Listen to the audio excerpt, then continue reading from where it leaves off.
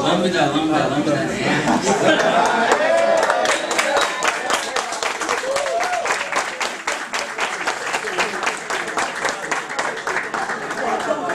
Pessoal, obrigado pela presença de vocês. Estamos aqui em Campinas, né? Rafael. Alguém falou alguma coisa? Perguntas daqui a pouco. Dá um boost no microfone aí. Ajustar? Dá uma Melhorou? aumentadinha. Aê. Valeu. Tava lembrando ainda há pouco, faz umas 2 semanas, estava lá no Rio de Janeiro. Aí tive uma reunião perto da casa do Eduardo. Aí saindo da reunião, dei a ligada pra ele. Aí como ele estava em casa, subi lá, que a casa do Eduardo é um templo nerd, né? Vocês não tem noção, assim. Você entra, tem vários pôsteres originais, assim, da Segunda Guerra Mundial, que ele é um estudioso disso, né? Tem o local reservado para se jogar RPG, tem uma mesa para se jogar RPG no apartamento dele. Todas as action figures do mundo estão espalhadas, assim, aqueles D20, aqueles livros de RPGs que só tem no estrangeiro, que manda trazer. Eu tava lembrando que tava lá, aí a gente tava conversando bastante sobre o mercado editorial, sobre as nossas coisas. Daqui a pouco comecei a Eduardo do quarto, com a calça de jiu-jitsu, lá um kimono de jiu-jitsu. Aí ele sabe, né, que eu gosto de artes marciais, aí ele não sabia nem que ele praticava jiu-jitsu. Aí, tudo bem que assim, o Eduardo tem umas coisas meio estranhas, quando você vai no carro dele, por exemplo. Uma vez eu peguei carona com ele, aí eu olhei debaixo do meu banco, tinha um taco de beisebol embaixo dele. Aí eu perguntei pra ele, por que você carrega um taco de beisebol embaixo do seu banco? E ele respondeu, cara, vai que tem um apocalipse zombie.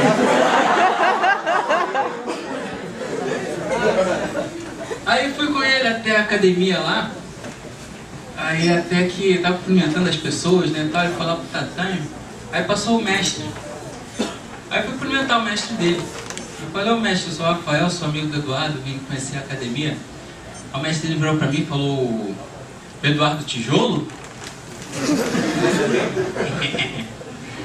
Como é que é, mestre? Eduardo Tijolo. Eu fiquei pensando, por que isso não vem na capa do Filhos do Éden? Já imaginou como é ser épico? A Batalha do Apocalipse de Eduardo Tijolo. Lambda. Galera, obrigado pela presença. Não é tijolo, é tijolão. Pelo menos é um apelido bom, né? Então, assim, obrigado pela presença aí, de todos vocês, assim. A gente, aqui tem oportunidade, assim, depois a gente vai ter um papo solto, assim, a gente vai falar umas besteiras aqui, depois vocês perguntam e tal, porque a gente fala muito pela internet, só que são poucas oportunidades que a gente trocar ideia, assim, né? Então, aproveitar esse espaço aí para falar um pouco, sei lá, o que vocês, qualquer comentário que vocês queiram fazer e tal, vai ser legal também. Então, agradecer a presença de vocês, do Rafael e da Carol, que estão com a gente aí e tal. Rafael fazendo revelações aí. Mas obrigado mesmo aí pela presença de vocês, assim, fico bastante feliz assim, de estar cheio, sinal de que a galera está gostando. Beleza? Obrigado por todos aí. Vamos pensando nos comentários, nas perguntas, depois da apresentação dela, a gente vai trocando ideia. Oi pessoal, eu tô de gaiado aqui, era a palestra dele, sentei também, mas muito obrigada pela presença de todos. Eu lembro, há um ano atrás, eu estava sentadinha aí assistindo o Eduardo, e assim que tudo começou, que eu conheci eles, e estamos agora com os livros aí, vai ser muito divertido o bate-papo de hoje, espero ver as perguntas criativas dos nerds aí, tá bom?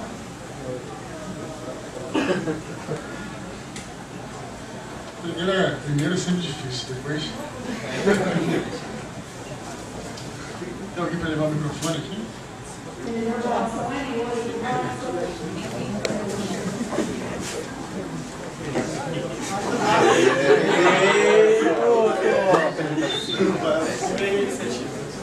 Bom, sou de Presidente Venceslau, interior de São Paulo, um pouco distante daqui. A caminhada foi longe, mas está valendo a pena. Conheci o livro Filho do F, Filhos do Éden, também a Batalha do Apocalipse através do Jovem Nerd. Enfim, como todos estão aqui, fomos brindados com uma boa literatura, né? E como também sou um filho de RPG, jogo bastante RPG e tal, tem uma galera de Venceslau que é bem aficionada por esse produto também. Então, vindo de Venceslau, teve alguns amigos que tiveram muita vontade de estar aqui, mas infelizmente não tiveram oportunidade, né? Como eu trabalho na região, acabou juntando o útil ao agradável. Tem uma sessão de RPG, não sei se você conhece, eu vi algumas citações assim, dentro da Batalha do Apocalipse, que se aproximam muito, chamado Trevas e tal. Queria saber se você já jogou, já viu, já participou e tal, aqueles círculos da Shamira, aquelas coisas e tal. Tem bastante ligação, esse tipo de coisa assim? Trevas eu nunca joguei, né, RPG. Eu sempre jogava... Oi? Eu jogava muito Dungeons and Dragons, né, que foi as principais referências pra mim. White Wolf também joguei pra caramba também, durante algum tempo e tal. Vampire, Werewolf, Wraith, Mago, todas essas... Mas Trevas eu nunca joguei não. Mas essas coisas, essas referências vêm muito, na verdade, de coisas que eu estudava também. Sobre os feitiços, especialmente os quadrinhos da Vertigo, que eu acho que são fascinantes, assim, quem não conhece vale a pena conhecer. Eu adorava quadrinhos, né? Quando eu lia, quando eu era garoto eu lia X-Men, lia Homem-Aranha, Super-Homem, ainda continuo gostando. Aí quando eu comecei a ler Monstro do Pântano, depois de John Constantine, quando eu comecei a ler Sandman, eu falei, cara, o que eu tô fazendo aqui dentro do X-Men, né? Porque é maneiro realmente, mas pô, a filosofia que o cara coloca ali é fascinante. Então, basicamente vem os quadrinhos, essa coisa no meu caso, a coisa da magia no jogo. Não, bacana. Só pra terminar, que a gente tendo um bate-papo entre os nerds aqui, a gente vê bastante essa coisa de RPG no Jovem Nerd e tal. Aí me surgiu uma ideia, né? Até comentei com o pessoal aqui. Uma ideia, se surgir um dia, você fazer uma ação promocional com a galera, entre os leitores do seu livro, de você mestrar uma mesa de RPG pra galera que curte, às vezes até dentro do universo da Batalha do Apocalipse mesmo. Seria bem legal, e eu, como o cara que deu a ideia, não precisava ser sorteado, nada. Então seria fascinante o RPG sair mestrado e curtir. Beleza. Obrigado. Eu queria complementar que na RPG Con desse ano, o Eduardo não pôde ir, porque teve um compromisso. Aí eu fiz a palestra, eu e o Leonel Caldela, talvez alguns de vocês devam conhecer o Leonel. Ele escreve os livros, acho que os romances de Tormenta. Mas a ideia da organização, que não deu para acontecer, mas pode que de repente, quem sabe ano que vem, né? Era que tivesse uma mesa que seria mestrada lá pelo Leandro, que é da própria Devir, que é um viciado Supernatural, todo esse dia assim.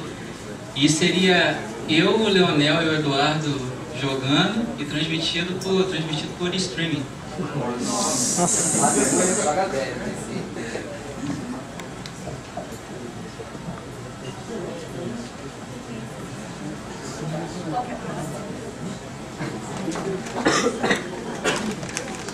Eduardo. Desculpa. Não, pedindo um conselho de autor consagrado para aspirantes, né? Às vezes a gente tem uma ideia boa, uma ideia que a gente acha que é boa para escrever uma história, e você fica, pelo menos no meu caso, preso numa dicotomia: ou saio escrevendo, ou, especialmente no caso do livro de fantasia, que você tem que criar um mundo novo, um universo todo, você fica preso entre, nossa, vou passar 5 anos planejando, enriquecendo, criando um monte de locais e de personagens, ou vou sair escrevendo a minha história. Então, assim, eu queria pedir um conselho seu: quanto tempo, mais ou menos, quando você se deu por satisfeito? Não, agora meu mundo tá bom, vou começar a escrever a minha história. Sobre esse equilíbrio, assim, de planejar uma história, criar um mundo e sair escrevendo. Sair botando no papel. Não, eu acho assim que antes de sair escrevendo, você precisa, como eu falei no Nerdcast de autores, você precisa ter não só um organograma, como uma linha guia de todos os capítulos, do princípio até o fim, para você não se perder no meio. Se você tiver uma linha guia uma guia de todos os capítulos, você não tem problema, você não vai ter que vou pro próximo capítulo, o que eu vou escrever? Me perdi. Então é importante você planejar tudo antes de começar. Pelo menos é o meu método de trabalho. Eu acho que da maioria dos escritores, não sei se tem algum que vai escrevendo sem saber onde vai dar, mas eu acho isso meio perigoso, assim, né? Agora, o mais importante de tudo também é você não pensar muito, assim, tipo, eu vejo que eu ministro algumas aulas, né, de estrutura literária, eu vejo que existe um receio, assim, dos principiantes de se aquilo tá bom, se aquilo tá ruim, se aquilo... Assim, cara, se você começar a escrever pensando nisso, você acaba que não escreve, entendeu? Então você tem que, se você gosta de escrever, cara, escreva sempre, se ficar ruim, ficou.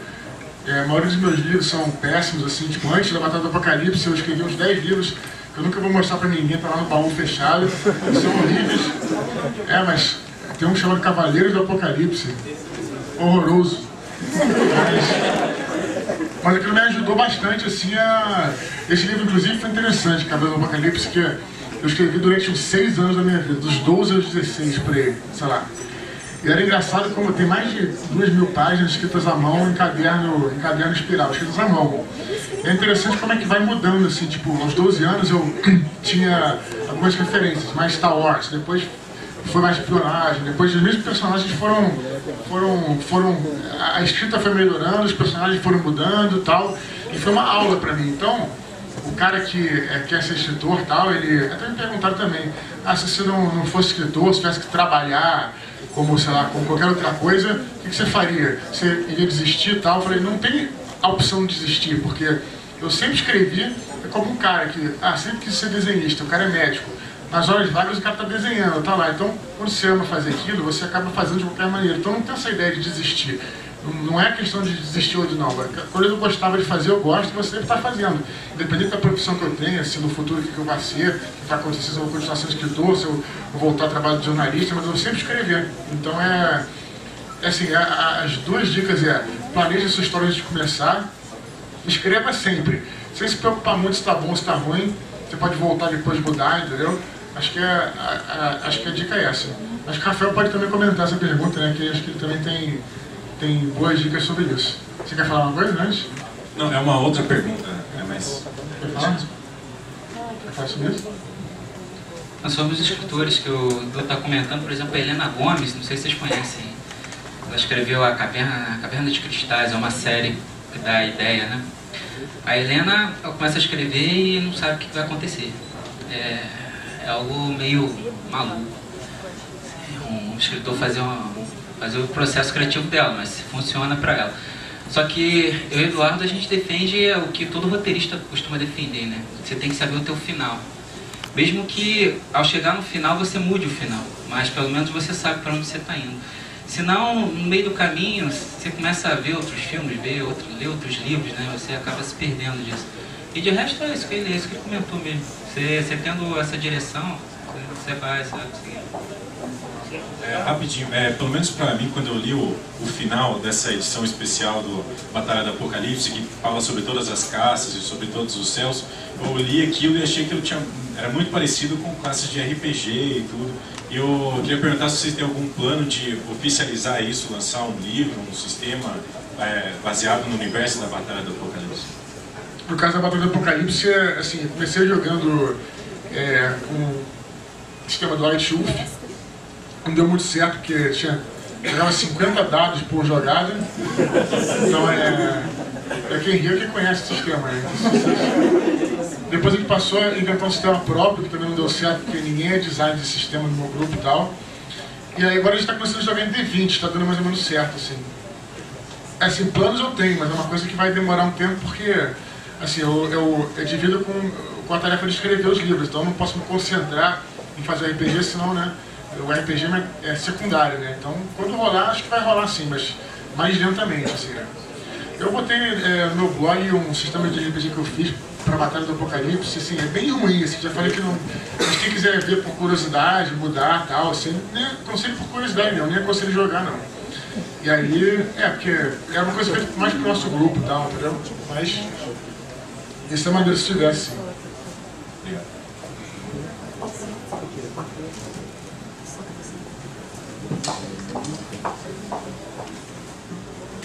Oi, Eduardo.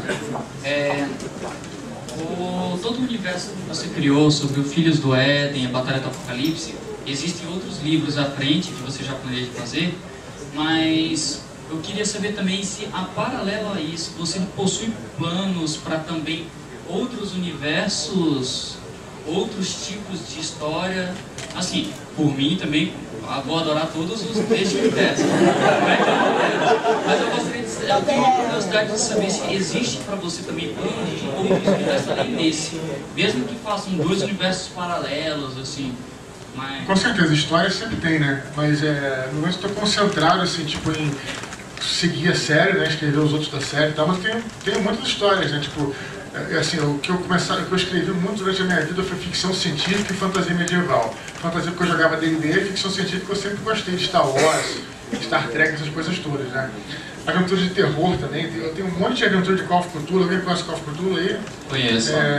Lovecraft. Tem muitas aventuras de Call of Cthulhu que, assim, poderiam virar bons contos, boas histórias e tal. Tem muita coisa pela frente, né? Mas assim, também acho que ideia tem muitas. Agora é difícil não, mas é o momento, eu acho que é importante se concentrar na história que você está fazendo.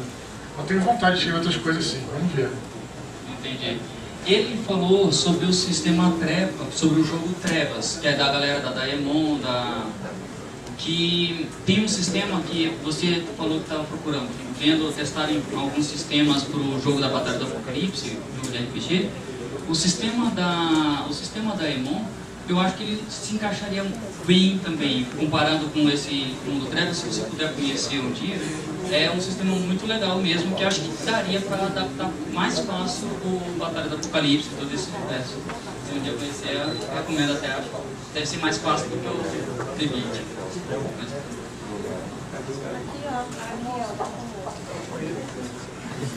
Na verdade, eu ia fazer a pergunta que ele acabou de fazer, mas eu estava pensando uma outra... Eu tenho RPGista em Campinas pra caramba. Sobre outros estilos de livro. Então, pensando uma pergunta meio estilo Azaghal, que assim, você está vendendo muitos livros, qualquer lugar que você vá, com certeza tem muita gente, mas há um público que a gente sabe que é meio esquisito. Então, tipo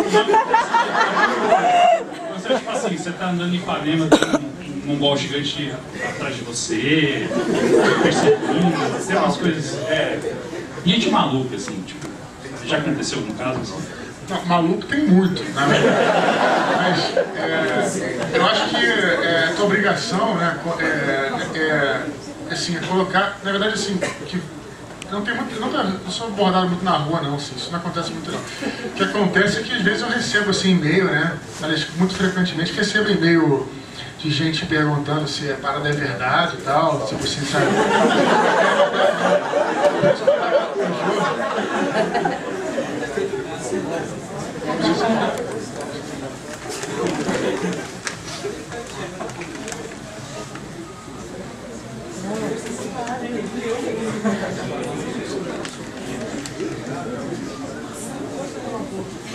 É que você lembra melhor do que eu.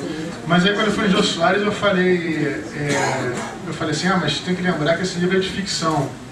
Aí ele falou assim, claro, mas tipo, o cara que olhar isso e achar que é um livro de documentário é um maluco. Aí eu fiquei na minha, mas eu pensei assim, não falei, mas tem muito maluco. Eu falei, mas tem muito louco mesmo.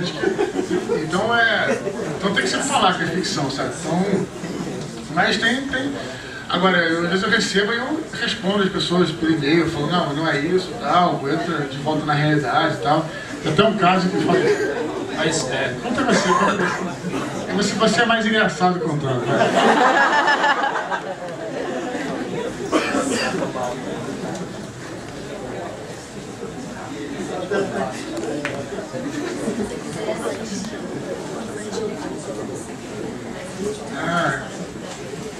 O cara acha que, sei lá, é dois loucos. Mas então é isso, entendeu? Tipo, eu não tenho muito assim, pessoas que me abordam na rua, não. Em relação aos fãs, aos leitores, acho que todo mundo é muito tranquilo, assim, sabe? Acho que isso aí também é um pouco a postura que você tem diante da tua postura pública que você tem, né? Tipo assim, você escolhe, assim, tipo, o tipo de... Bem que você escolhe o tipo de público que você tem, sabe? Tipo, também respeitando o público, como é que vai te respeitar, né? Eu não entendo como é que, por exemplo, tem artista assim que, pô, despreza o público, sabe? Tipo, afinal de contas, os caras, no fundo, indiretamente, os caras estão até pagando a tua conta, né? Pagando o teu salário, né? Os caras, assim, tipo, então, quando o cara chega, eu não consigo entender quando eu vejo, assim, tipo, artista global, e, sabe, tratando mal, tratando as pessoas, tá? Primeiro que a educação é uma coisa que é básica para todo mundo, né? Então, eu tento, assim, ser o mais tranquilo possível, tá? E acho que também eu pouco sente isso, assim, você acaba se aproximando por isso, sabe? Eu acho que quem é do mal, acho que nem se aproxima muito, sabe? Porque já vê que não bate energia, sabe? Acho que é um pouco isso. Só terminando, porque eu fiz essa pergunta que eu estava ouvindo, tipo, Matando Robôs Gigantes semana passada, o Afonso Solano estava, o pessoal deve ter lido, e tem um cara, nem pode falar no horário o que o fã gostaria de fazer com o Afonso Solano. Então, eu fico até preocupado, pô, se o cara tem uma exposição assim, então as pessoas que querem acho que um pouco mais com o autógrafo. Deixa eu complementar aí. Até que assim, a gente escreve sobre anjo, tem dragões, tem fada e tal. Apesar de o público ser maluco, é um maluco mais leve. Agora, o Vianco, que escreve sobre vampiro. Pra você ter uma ideia que aconteceu já com o André, por exemplo, ele já recebeu um e-mail do moleque falando pra ele lançou lá os 7, eu lançou o 7 e tal. Aí o cara foi e escreveu pra ele: ô André Bianco, olha só, eu sei que você sabe da minha vida e você tá contando. Então eu já tô te avisando, é melhor você parar. Aí ele lançou o Vampiro Rei. Aí ele e-mail: André Bianco, eu já te avisei, André. Você continua ignorando os meus avisos. Aí ele lançou o Vampiro Rei 2. A moleque, o André veio, da próxima vez, vou te detalhar. Aí o André ficou puto. O André pegou e mandou pra ele, ele me escreveu assim: ô rapá, o negócio é assim, tu quer resolver isso? Eu não vou até te buscar. Até junta os teus amiguinhos todos aí, a bruxa do 71, Papai Noel, uma foto, que vem aqui em Osasco pra me encarar de frente. Nunca mais respondeu.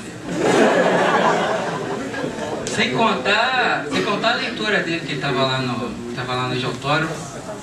Aí vem a leitura dele, daqui a pouco ela abre o sobretudo, coloca a mão dentro do sutiã, dentre os seios ela puxa um tubo com sangue dela mesma. Ela trouxe pra ele, ela trouxe pra você.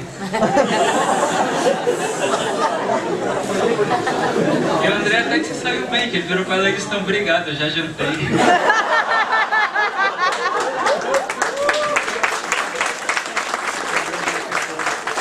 Inclusive, hoje é aniversário do André.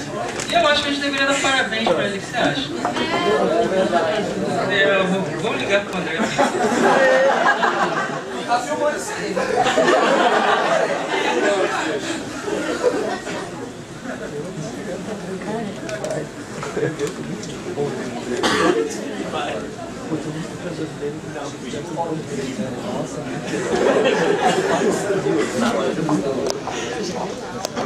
Vai atender o Dolph Lundgren.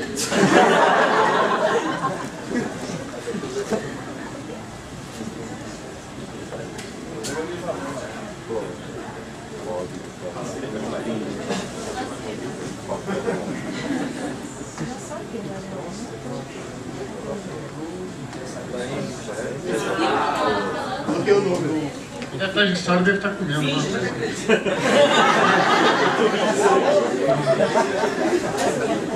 Alguém quer falar uma coisa? Essa pergunta aí é para os três, na verdade. Vocês tiveram um bom caminho aí para finalizar, para fechar os volumes. E eu queria saber, assim, qual é a melhor forma quando você vai começar a escrever? Manualmente, você faz sua organização, ou vocês têm algum editor de texto específico, ou o bom simples Word? Assim, como vocês organizam as suas ideias e faz os manuscritos? Tem algum programa específico ou no Word mesmo? Como é que funciona? Acho que aí, falo eu, depois você, vai se pegar lá. deve estar perguntando, não uma dica, mas como é que a gente faz, né? Porque de cara é bom dizer que cada um tem o seu processo. Então, cada um vai falar como... primeiro, no meu caso, eu uso o bloco para escrever, para criar as ideias, fazer brainstorm e tudo. Eu uso papel na fase de brainstorm, depois na fase que eu faço organograma, com as ideias, tudo. Aí depois, quando eu vou detalhar o capítulo, já faço no Word e escrevo no Word, é isso. Eu não uso nenhum outro tipo de programa, só o Word mesmo. Bem básico, pelo menos comigo é assim. Tá. É isso aí. Eu faço um processo de 10 páginas por dia. Em Time Roman 2, espaço duplo. A gente fez o Fantasticon esse ano lá em São Paulo, né? Eu, o Dudu e o André. Aí o Mata mediou, o Luiz Eduardo Mata. Aí até o André, quando também fizeram essa pergunta, né? Aí eu tinha comentado, o Dudu comentou, comentei, quando chegou o André, aí ele até, aquele jeito dele, né? Isso aí. Eu normalmente fazia 3, 4 páginas por dia. Aí eu achei que eu estava arrebentando, até eu conheci o Rafael. Então o que mostra mesmo que cada um tem um processo diferente, né? E também, porque como eu fiz a faculdade de cinema, como roteirista a gente faz a escaleta, a gente faz o roteiro. É quando você conta o filme inteiro em tópicos. Aí dali você faz um argumento que você faz e aí você faz o roteiro, né? Então, eu pulo essa parte do argumento, mas eu faço a escaleta, do início até o fim, toda a história. Agora, Dragon Jet, por exemplo, tem um caderno inteiro, né? Desde os 16 anos, rabiscando lá. Era pra ser um romance de tormenta até, de RPG. Só que aí o Marcelo Del Débio lá me enrolou e acabei precisando criar um cenário que eu não precisasse pedir direitos autorais e nasceu. E que bom que, graças a isso, pôde estrear Leonel Caldela, né? Que é outro grande escritor que a gente admira muito também, né? Bastante. Quando eu comecei com a fada, eu tentei escrever à mão. E foi uma das piores burrices que eu fiz na vida, porque eu fiz uns 3 capítulos à mão. Tem até hoje o caderninho lá que eu escrevia na aula, porque eu sou de Campinas, então no Bentinho, não sei quem conhece aqui, eu ficava na aula de programação escrevendo meu livro. Até que um belo dia o professor resolveu pegar achando que era bilhetinho. E começou a ler a história e olhou pra minha cara e pensou, que é isso? O que essa menina tá escrevendo no meio da aula, né? Mas aí depois eu tive todo o trabalho de passar o que eu já tinha escrito no caderno pro computador e depois disso eu falei, nunca mais, o Word é meu melhor amigo agora. Mas uma coisa que, para organizar as ideias que eu gosto de fazer também, é abrir o bloco de notas. Porque quando eu tenho ideia em Word e a história em Word, às vezes eu fico meio confusa, são arquivos mais pesados, né? Então eu coloco as ideias no livro, no Word, e as ideias no bloco de notas para facilitar. Mas caderno eu acho que é uma coisa bem difícil, porque depois você tem que passar realmente pro computador, aí fica mais complicado.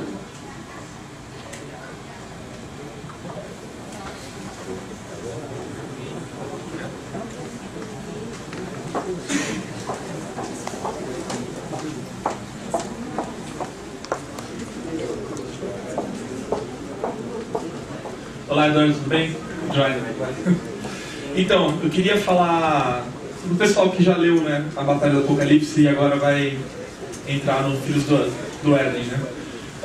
Queria que você falasse um pouco o que a gente vai poder, um overview bem básico assim, do que a gente vai conseguir encontrar ali, pode ser até em porcentagem, para não dar spoiler, de talvez alguns de personagem, alguma coisa assim. E uma outra coisa que eu queria saber de você é, enquanto você estava escrevendo a Batalha do Apocalipse, acredito que você já, conforme eu escrevi seus capítulos, imagino eu, você chegou a ter ideias para alguns outros livros enquanto você estava no processo de criação do próprio Batalha. Eu queria saber de, assim, quantos por cento, ou quantos capítulos, sei lá, o que você já tinha pensado do Filhos do Éden enquanto estava no Batalha do Apocalipse, ou se é uma obra que saiu totalmente depois mesmo da Batalha. O que eu queria fazer desde a época da Batalha era assim, tipo... como é que surgiu? Eu acho que falei isso no Nerdcast, né? Que eu tinha essa ideia de fazer, beleza, sempre coisas apocalípticas, né? Todos os meus outros livros foram meio apocalípticos e tal. Então, será que eu consigo fazer uma história que seja pura e simplesmente uma missão, uma aventura? Não precisa ser para destruir o mundo, uma coisa assim. Então, na Batalha você vai ver lá os grandes generais, os arcanjos, as coisas, aquela guerra que tem entre os dois arcanjos. Eu queria perguntar, assim, que eu perguntei, como é que essa guerra se reflete hoje em dia no nosso mundo mais comum, assim, como é que... Então eu fiz uma visão diferente, na verdade, uma visão dos soldados, dos capitães, daquela galera mais, né? E essa aqui eu queria falar mais de humanidade, eu queria fazer uma coisa diferente, entendeu? Então eu tinha essa ideia, eu queria fazer isso já há algum tempo, entendeu? E aí foi a partir da batalha mesmo. Eu falei, eu quero... tinha outros personagens que são mais vulgares, não vou vulgares, mas mais humanos, né? Tipo assim, eu queria pegar aquela essência deles. E foi por aí. Então, que todo mundo escutou o Nerdcast de Filhos do Éden? Vocês escutaram o Nerdcast de Filhos do Éden? Então, tem uma parte que o Briggs fala, né?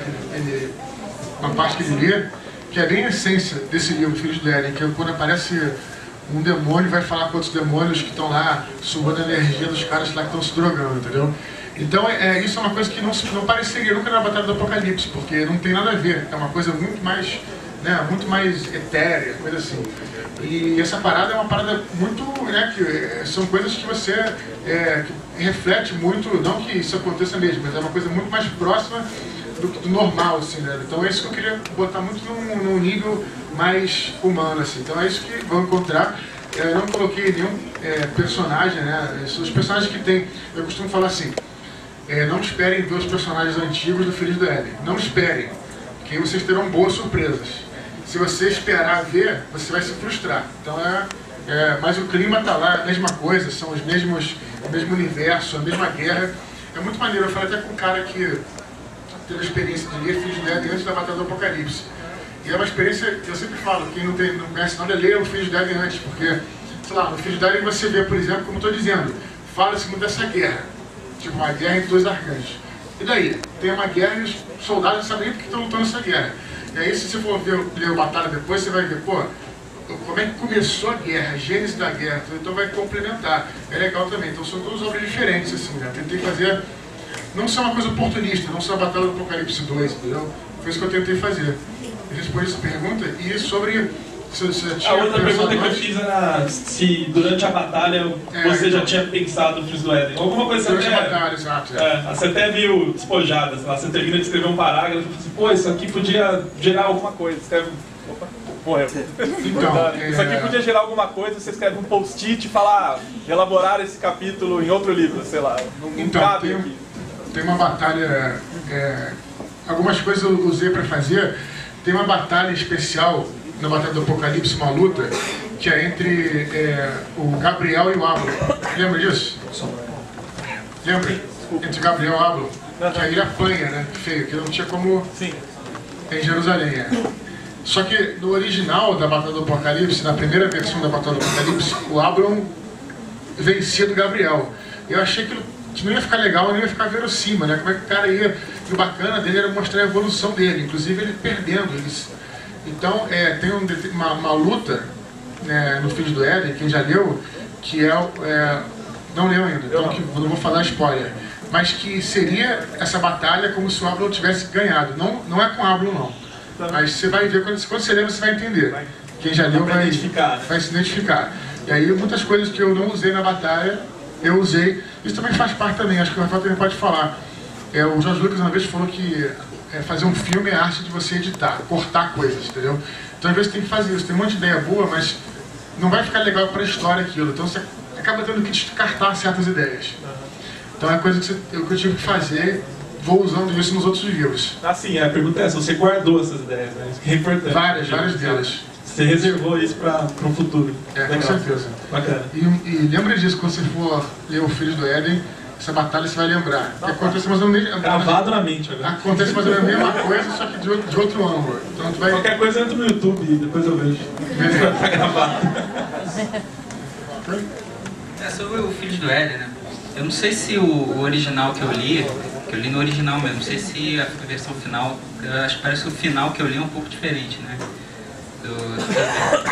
Mas o Filhos do Éden eu carregava, né? Principalmente nas viagens. Uma vez, quando eu fazia evento lá na Cultura de Brasília, eu contei isso, eu vi no avião lendo o novo livro do Dudu, bem antes de lançar. E aí já começava aquele burburinho, assim, onde está a mochila dele, onde está a mochila dele? O pessoal é perigoso, é maluco. E aí agora como leitor, né, eu já tinha lido a Batalha e tal, e tinha aquela versão aquela versão nerd mesmo, né, que é da Netbooks. E aí esse livro, o Eduardo, ele refina o estilo dele um pouco. E ele é menor, ele continua sendo épico, mas é um épico menor, né? Ele se concentra mais nos personagens do que no cenário. Antes a Batalha tem um cenário muito grande, né? Esse é mais é como se fosse mesmo o Senhor dos Anéis, esse fosse o Hobbit dele. Embora o Hobbit dele já seja uma coisa épica ainda assim, né? E aí as cenas de ação dele continuam muito fortes, que é cinematográfico, eu acho que até mais, nesse sentido, mais cinematográfico do que na Batalha, da forma como ele fez. E agora, o que você pode esperar é ficar com fome com esse livro. Quem já leu entende isso. É um livro que dá fome, porque a porcaria dos anjos dele tem que comer o tempo inteiro para poder manter os corpos, né, aqui na coisa física.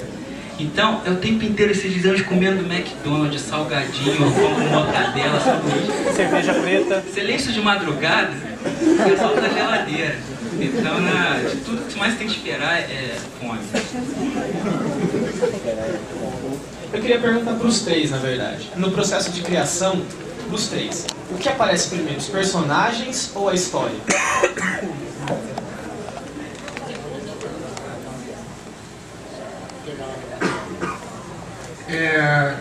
Cara, eu vou te dizer que depende muito, entendeu? Eu não sei te dizer assim, tipo... nesse caso, no caso do Filhos do Éden, foi mais os personagens, né? Mas, às vezes, a história, isso depende muito, não tem uma coisa específica não, assim, pra dizer assim, sabe? Eu sei que eu uso personagens, na verdade, assim, muitas das minhas coisas que eu escrevo, eu joguei em RPG, né? O Filhos do Éden também foi jogado várias vezes, assim, a gente rolou os dados, tudo, e eu jogava, tinha meu irmão que jogava com o Daniel, minha irmã com a Kyra, dois amigos meus, né, por aqui, por Levi, que são personagens e tal, já tinha história mesmo na cabeça. Então foi, pra mim, realmente é meio simultâneo, assim, sabe? Eu acho que o Rafael tem uma posição mais diferente, assim, mas pra mim não tem muito disso, entendeu? Vai variando, assim, entendeu? Depende pra mim, muda um pouco, mas não sei se existe alguma regra disso. No caso do meu curso, geralmente quando eu ministro, a gente trabalha primeiro os personagens, para depois trabalhar a história. Mas acho que cada um, sei. Isso varia de característica, né, do autor. Você pega o Tolkien, por exemplo, né, qual é o personagem principal do Senhor dos Anéis? É o cenário. Tanto que por que o Frodo tem que levar o anel de um lugar até a montanha lá para mostrar o cenário? É a forma que ele inventou para fazer isso. Aí ele tem que passar por todo aquele processo lá. Agora você pega o Martin. O Martin, ele se concentra nos personagens. Tanto que, a maior prova disso é você pensar assim, você pega o Frodo, aqueles hobbits todos e tal, você tira da Terra-média, não faz sentido a história.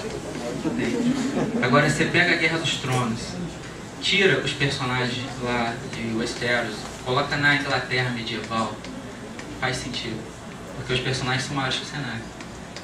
O Shyamalan, até lá quando ele faz os filmes dele, ele se preocupa, pelo menos se preocupava, né? Porque hoje o Shyamalan acho que não se preocupa com mais nada.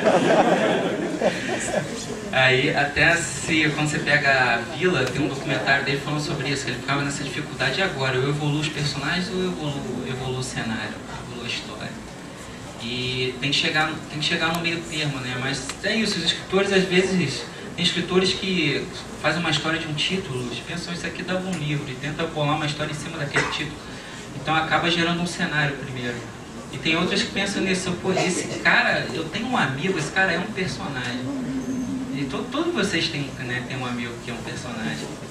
O que a gente mais escuta, a gente recebe e-mails, né? Pô, a minha vida dá um livro, você não quer escrever? Porque no fim das contas é isso, não existe uma vida, não existe vida chata, só existe vida mal contada.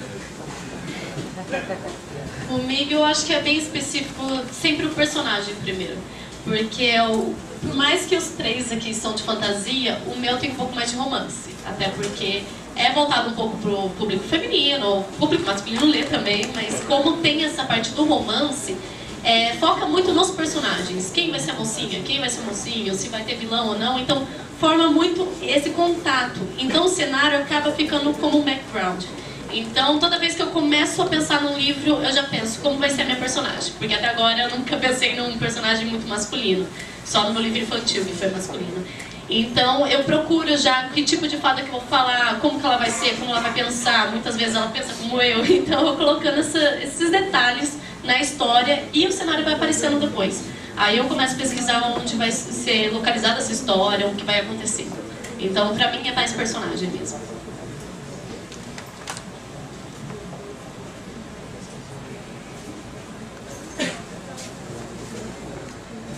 Oi, pessoal. Então, eu queria perguntar pra vocês, assim, como autores, eu gosto bastante de ficção fantástica, acho que todo mundo aqui lê bastante ficção fantástica, mas muita gente acho que lê bastante romance, ficção normal. E assim, a impressão que eu tenho aqui no Brasil é que você tá no ônibus lendo um livro que tem dragão no título, as pessoas choram, tipo, é estranho. Você tá lendo Pablo Neruda, Isadora Allende, todo mundo, culto. E fora do Brasil não é assim, a gente vê o Neil Gaiman, assim, tipo, são autores super reconhecidos, super respeitados. Neil Gaiman, o George Martin mesmo. E, assim, não vou nem entrar no mérito do Tolkien, mas vocês entendem, assim, como autores, conhecendo outros autores, existe entre os autores algum tipo de preconceito, assim? Outros autores brasileiros olhando pra vocês, enquanto fora existe o respeito? É uma boa pergunta. Então, existe bastante, mas por parte da crítica e dos autores que não vendem livro. Agora, por parte do público, não. Inclusive, esse cenário, infelizmente, está se modificando. Hoje em dia, quando você está no ônibus lendo sobre dragões, a pessoa já fala, esse cara é legal. Se você está lendo sobre Pablo Neruda, esse cara é boring. E isso acontece bastante, a gente sabe, a gente cumprimenta essas pessoas, né, elas, em eventos, a gente sabe que pelas costas estão arrebentando a gente e tal. E a gente conversa com outras pessoas, mas no final das contas, o público, né, decidiu por que isso está mudando. A internet causou isso, a explosão dos blogs literários, porque antes, quem determinava o que era literatura ou não era, o que se deveria ou não ler, era a Veja ou as revistas semelhantes. Você pegava a lista lá dos 10 mais. Hoje, a lista dos 10 mais só tem literatura fantástica. Isso já é um ponto. Agora, além disso, aliás, dos 10 não, os 20, né? Além disso, a explosão dos blogs literários, ela deu uma libertação no sentido de que a geração atual, ela acaba de ler um livro e ela não é mais uma experiência isolada que nem antigamente. Que ela faz, se não tem ninguém que tenha lido aquele livro, ela vai na internet, existe comunidades com milhares de leitores daquele livro e que ela compartilha aquilo. Então a leitura deixou de ser uma experiência isolada para ser uma experiência a ser compartilhada posteriormente. Ela se tornou uma plataforma. E aí, para os novos autores, para os autores antigos, aliás, isso é uma coisa muito louca, eles tentarem entender essa cabeça dessa geração. Porque que nem a gente costuma falar, você pega o Machado de Assis, de Alencar, esses caras não tiveram que concorrer com IMAX, MP3, MP4, MP5, Dolby Surround, Stereo, Digital. Não tiveram que competir com nada disso, a gente compete. O moleque tem que decidir, ele vai ler um dos livros ou ele vai jogar PlayStation 3. A gente está competindo com isso, vai ver um DVD. É uma geração que ela assiste um vídeo no YouTube, ela fala no Messenger, ela responde scraps no Orkut, depois ela comete Orkut Seed, vai responder no Facebook. E aí, ao mesmo tempo, ela twitta pelo mesmo celular que ela está mandando um SMS e ela lê um livro, e tudo isso ao mesmo tempo. É uma coisa de maluco. Como é que você faz um cara desse parar para ler? Mas essa libertação é o que aconteceu. Então, as pessoas hoje não vão mais atrás da Veja. Essa geração não está nem aí para o quê? Para a Veja. Ela nem lê a Veja, ela vê uma matéria ou outra na internet. Aí que vai voltar naquele outro tópico de o jovem hoje lê cada vez menos por causa da internet, porque a gente está sempre comentando sobre isso, né? Se alguém quiser, depois a gente comenta melhor. Então, essa geração acabou com isso. Agora, os autores que não vivem de literatura estão sempre marretando, falando disso. Tanto que a gente tem a Flip e tem a Bienal. A Flip não vai nunca chamar a gente. Quer dizer, nunca, pelo menos enquanto tiver a mentalidade atual, né? que é porque é uma coisa mais elitizada, eles querem os vencedores, prêmios Jabuti e tal. A Bienal, que é a gente chega, tal, eu e o Eduardo, cada um, a gente foram 4 horas autografando nessa última Bienal do Rio. A gente tem aquele movimento daquela coisa pop. Aí, mas chegou na Flip, o que acontece? Levaram o Gamer, que nem você tinha citado. Foi a maior fila que já teve na história da Flip, os caras não tentando entender quem era, né, exatamente o Gamer. Então é algo que não dá mais para ser ignorado, felizmente, né? Comentando de Bienal, e é engraçado isso, né? Porque se você vê a programação lá, tem vários autores, a maioria super culto. E aí chega na hora H, Alison Noel o dia inteiro autografando, Lauren Kate o dia inteiro autografando, Hilary Duff, 2.000 pessoas, fechou o Bienal lá, o pessoal tá a Thalita Rebouças também, né? Sem contar a Thalita Rebouças, que todos os dias que ela ia, você via uma multidão atrás dela. E foi engraçado que eu tive até um certo contato com a Jessica Brody, que é uma escritora americana, e com a Alison Noel. E elas ficaram realmente assustadas, porque se você vê, os livros delas estão na lista, né? O tempo todo o pessoal comenta, a Séries Imortais é super famosa. E eles perguntaram, né? Nossa, existe então literatura fantástica aqui no Brasil? Tem pessoal vendendo? E o bom é que agora, de uns 2 anos pra cá, tá acontecendo isso. O Dudu e o Rafa aqui trouxeram essa nova bagagem e estão provando que a literatura fantástica também tem poder aqui no Brasil. A questão é a seguinte, quando você começa a achar que tudo é irrelevante, você acaba se tornando irrelevante. Então o que acontece muito, eu acho que os veículos de imprensa, eu posso falar isso tranquilamente porque eu sou jornalista, eles estão se tocando, não só, até a pouco academia está indo aos poucos, os veículos de imprensa estão se tocando isso, né? Estão se tocando disso, porque de repente assim, pô, por exemplo, eu falo assim, os blogs literários, por exemplo, eu não tenho a menor dúvida que são muito mais eficientes de qualquer veículo de imprensa. Eu botei lá no meu blog, no Twitter, a capa nova do meu livro. 1 hora depois, no máximo, já tinha uns 5, 6 blogs repercutindo, muito mais rápido, entendeu? Então, essa mentalidade, que eu acho que está mudando dentro da imprensa, mas essa mentalidade de achar que tudo é irrelevante, como eu estou falando, né? Ah, beleza, o André Bianca é relevante, tá? Então, beleza, então o André Bianca é relevante. Aí depois, mas Rafael é relevante, tá? Beleza, então Rafael é relevante. Eu sou irrelevante. Daqui a pouco, tudo é relevante para os caras, e aí o público já conhece, estou dando exemplo nós 3, mas estou falando de várias coisas, né? Que eles têm dificuldade de entender. E aí, isso acontece. Então, isso que está acontecendo. Então, eles estão vendo que uma hora ou outra isso vai ter que acontecer. Até com o Paulo Coelho também. Com o Paulo Coelho aconteceu isso. A imprensa começou, não queria saber dele, não falava nada. Tem uma hora que se eles não falassem do Paulo Coelho, eles seriam irrelevantes, entendeu? Porque estava na boca do povo na época da explosão do Paulo Coelho. É um exemplo também. Então certas coisas acabam, não tem jeito, não tem como remar contra a maré, entendeu? Eu acho que está mudando um pouco a mentalidade, mesmo dentro da imprensa, da academia, está aos pouquinhos. Nós vamos fazer as 2 últimas perguntas e seguir com os autógrafos. Ô Eduardo, você citou o Briggs, que no Nerdcast sobre o Filhos do Éden narrou de forma magistral o episódio, principalmente o lance acontecido entre os demônios. Na minha opinião, o Baal foi o melhor que ele fez. Vocês pensam em lançar o livro em audiobook ou alguma coisa desse tipo? Não tem projeto não, assim, seria uma coisa legal, mas tem que ser uma coisa patrocinada, né? Porque acho que para vender esse tipo de material não sei se seria tão legal assim. Mas tinha que ser uma coisa como material promocional, né? E aí realmente para você poder pagar, né, o Briggs e fazer a sonorização, acho que seria uma coisa que teria que ter um patrocínio, né? Alguém que patrocinasse.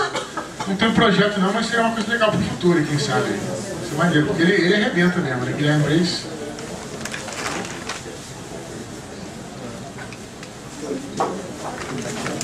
Última pergunta. Oi,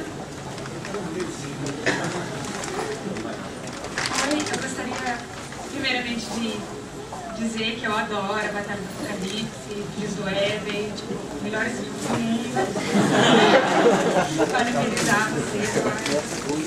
E eu gostaria de perguntar como é que foi o processo de inspiração de vocês, o que motivou vocês a escreverem? Eu tenho uma história, assim, né, tentando desenvolver ela, mas eu não sei o que motiva.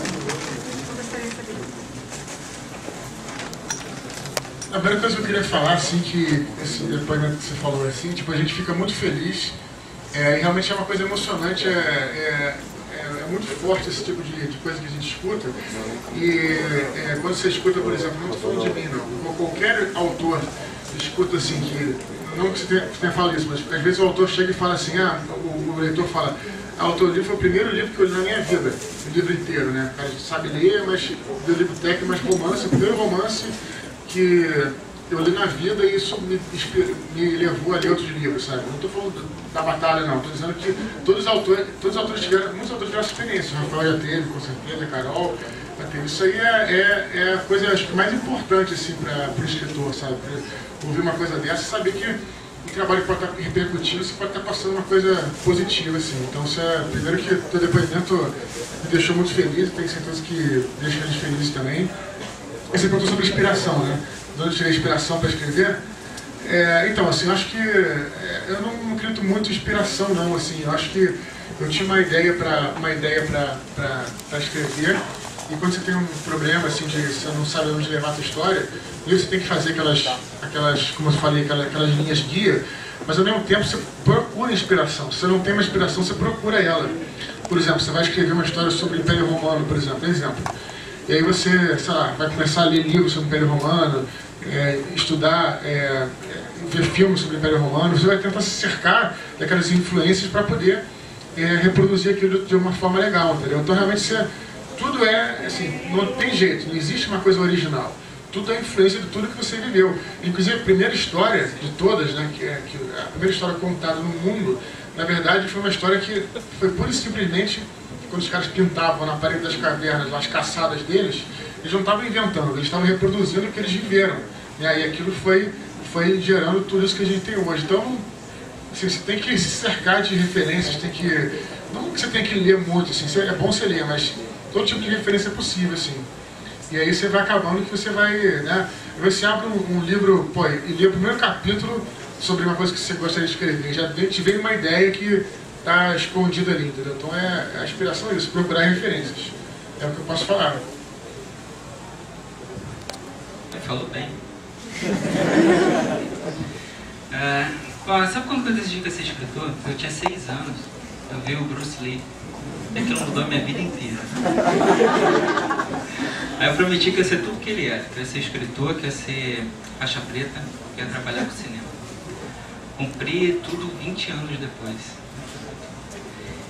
Mas agora, por que escrever? É por causa disso que o Dudu falou. A gente mexe, né? Embora a gente não saiba, a gente conta coisas que estão sendo transmitidas através da gente porque a gente tem vontade, a gente se diverte com aquilo, mas a forma como toca as pessoas a gente não controla e a gente recebe mensagens que realmente emocionam. Teve um menino que tinha síndrome do pânico, por exemplo, ele não saía de casa, mas ele deu para ele o primeiro Dragão GR. O menino foi na Bienal do Livro de São Paulo buscar meu autógrafo. A Bienal do Livro de São Paulo é o último lugar que uma pessoa com síndrome do pânico Então tem história, assim, o André foi lançar o caso Laura, lá no Rio, né? Aí eu e o Eduardo Carol, a gente foi lá no lançamento dele. E aí a gente estava conversando com mais um grupo de escritores que estavam lá. Aí de repente parou uma menina do meu lado, Bia, Ana Beatriz, uma menina baixinha assim, e ela tava branca, tremendo e tal. Aí me falaram, olha ali. Aí eu perguntei se ela tava bem, né? Aí ela perguntou, você é o Rafael Dracon? Isso. Se eu comprar o segundo livro, você autografa pra mim? Aí claro, tal. Aí ela foi lá, voltou tremendo e tal, bateu foto. Tal. Aí eu assinei pra ela foi e explicou, olha, eu tinha déficit de atenção, eu não conseguia ler, sofria bullying na escola, porque eu era sempre a pior da turma, sempre tudo, eu não conseguia concentrar em nada. E eu tentava ler e eu não conseguia. Mas aí, graças a você, o Bianco e o Eduardo, eu consegui ler, porque eu me forçava, eu queria saber o que acontecia, e eu me obrigava a conseguir. E aí hoje eu consigo ler, eu consigo estudar, eu estou fazendo a minha faculdade, e por isso que quando eu vejo vocês, para mim eu fico emocionada, porque vocês para mim não são escritores, vocês são meus heróis.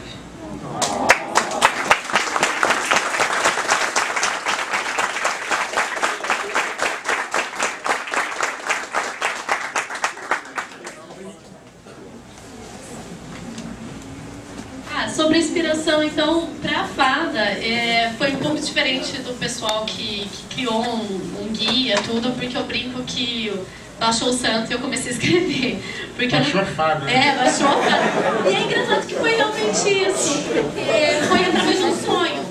E eu brinco que realmente, gente, eu vi fadas, porque nesse sonho eu vi nitidamente a minha história. Foi como se uma fadinha estivesse sussurrando ali. E no dia seguinte eu comecei a escrever e eu passava o dia inteiro escrevendo. No final do dia eu lia pra minha mãe que tá ali. E eu lia pra ela a história e ela falava, nossa, mas da onde que surgiu isso? E eu falava pra ela, não sei. Então foi realmente bem de momento, do que eu tava passando. Eu coloquei muito do que eu tava vivendo naquela época. Já agora nos próximos livros já tá sendo diferente, tô fazendo guia, tô aprendendo direitinho com esses mestres aqui. Mas no começo realmente foi a fadinha ali que falou no meu ouvido. Vamos para os autógrafos? Vamos tentar ligar pro vento de novo. A última vez aqui.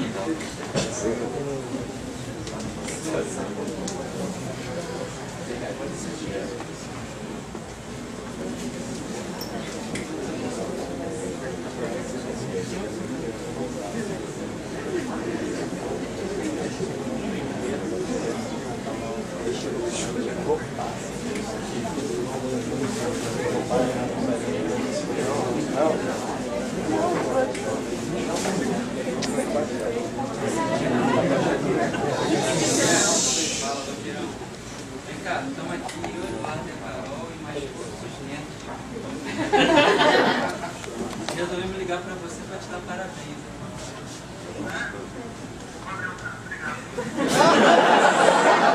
Parabéns, Bianco! Parabéns!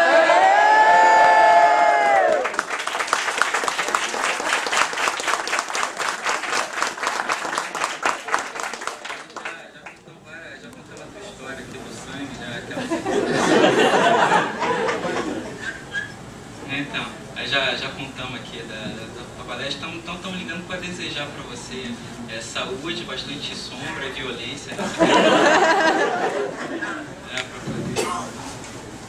Valeu. Boa noite para você.